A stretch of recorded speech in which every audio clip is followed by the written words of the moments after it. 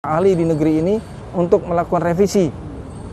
Bagaimana orang yang tidak punya jenjang karir dari bawah di dalam bidangnya tersebut, tapi tiba-tiba sekonyong-konyong masuk nyosot dari tengah, begitulah kira-kira, dapat menduduki jabatan tersebut. Radiasi Positif membahas berbagai tema sosial, dianalisa dari perspektif out of the box dari sudut pandang dimensi berbeda. Diharapkan menghadirkan pencerahan dan dapat menjadi pedoman untuk menilai dengan logis dan bijak.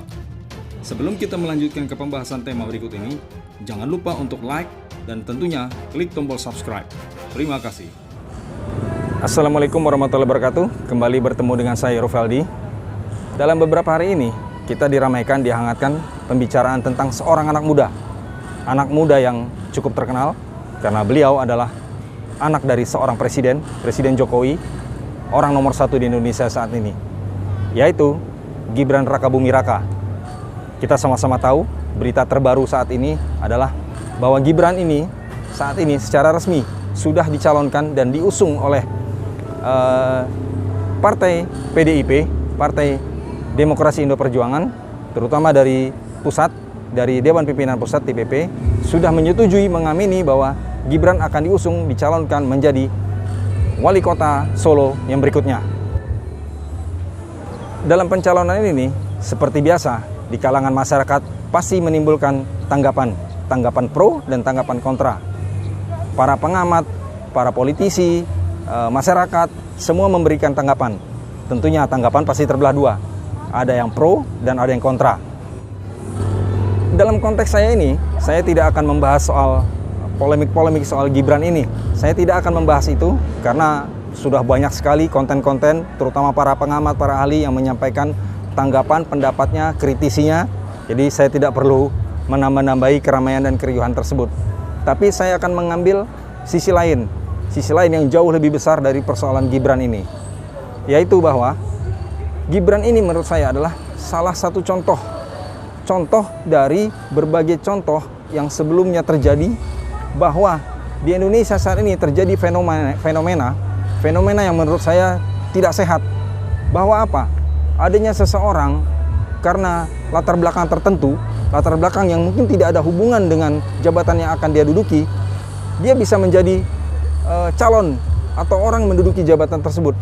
Dan itu terjadi dikarenakan memang konsep politik atau konsep pemerintahan di negara kita yang saat ini terjadi, yang berlaku dengan sistem pemilu, dengan sistem pemilihan pimpinan daerah atau pimpinan negara, dengan sistem pemilihan langsung, sehingga memberi kesempatan kepada siapapun untuk masuk menjadi calon tanpa mengenal, tanpa mengetahui latar belakang orang tersebut, tanpa pernah melihat apakah dia punya latar belakang yang kuat untuk menduduki jabatan tersebut. Nah, fenomena ini yang saya mau bahas.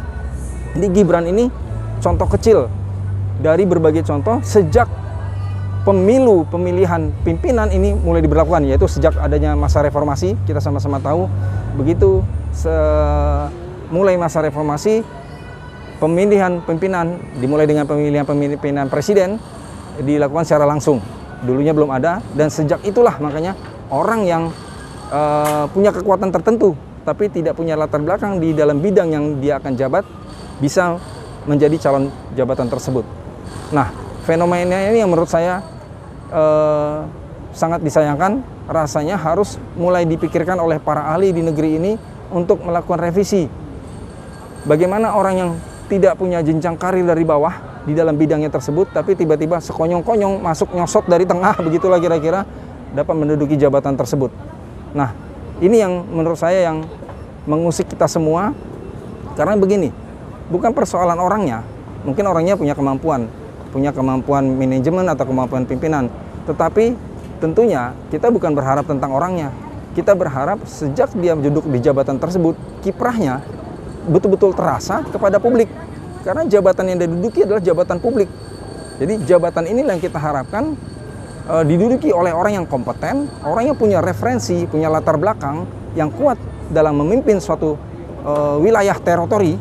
Karena sebagai wali kota Solo tadi tentunya itu memegang satu teritori, satu daerah, begitulah kira-kira.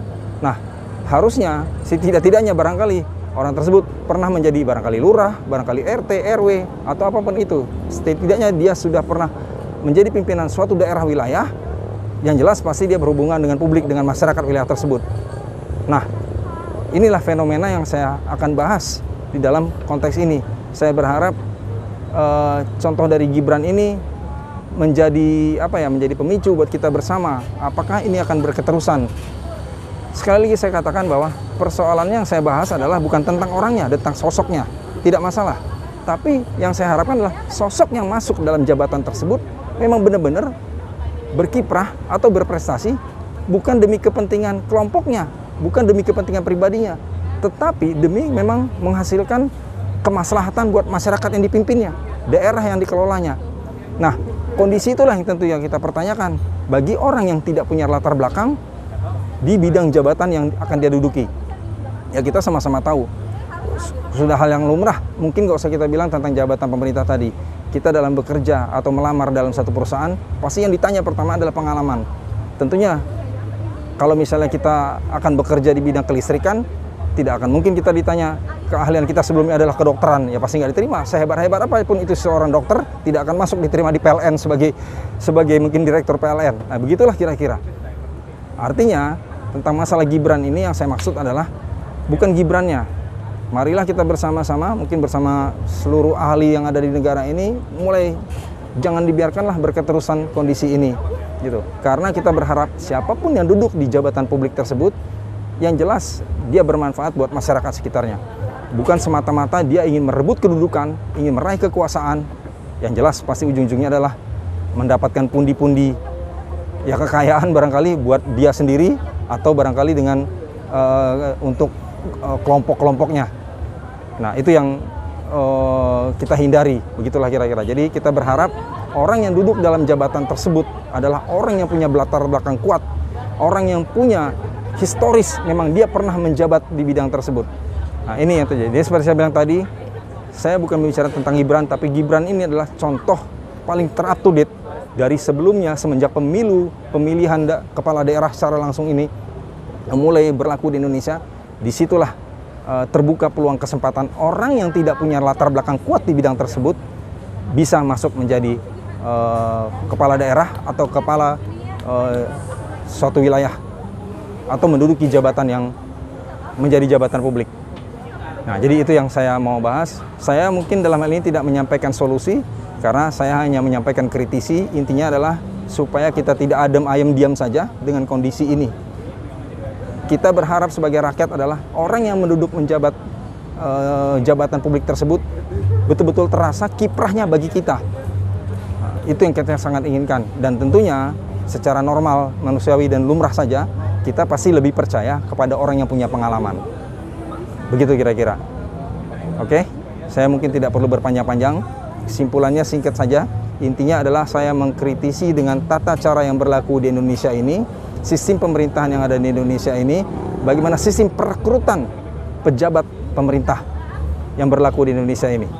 Jangan sampai orang yang tidak kompeten, walaupun mungkin orang tersebut memang orang baik, berprestasi di bidangnya, tapi belum tentu dia cocok di bidang yang baru yang akan dia gelutinya. Sehingga jangan terjadi pemaksaan jabatan. Demikian. Wassalamualaikum warahmatullahi wabarakatuh.